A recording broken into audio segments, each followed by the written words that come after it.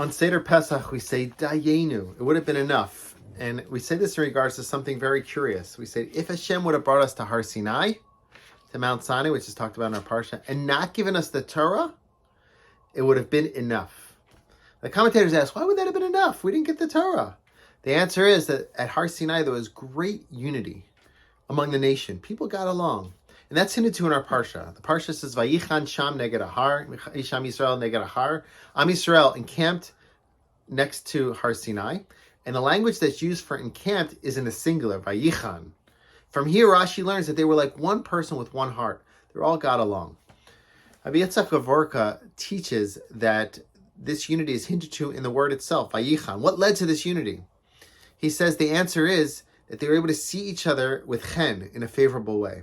Despite that they each had, he said his language is Hainu Afshe Kol Adam Darko Lefi Shorish Nishmato Yashar Beinav. Everybody had their own path and their own way. Shem Yishmol quotes this in the name of Rabbi Yitzchak Gavorka. Nevertheless, they were able to see each other with chen, with grace, with favor. And I would add, perhaps they were able also to enable those in front of them to see themselves in a favorable way. Many of us have experienced this in a group setting. There's often this one individual or two who are enabling everybody get along.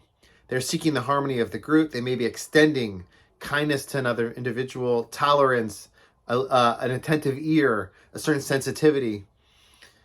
And through that, they're able to bond the group and keep them connected and seeing each other in a favorable light. Similarly, those are the individuals who often are seeing others in a favorable way.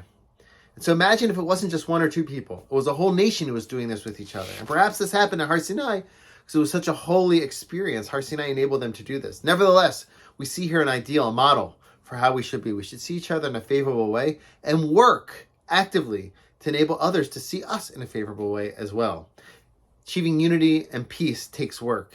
And that's hinted to in the words in our Parsha, Vayichan Sham Yisrael Neged Ahar.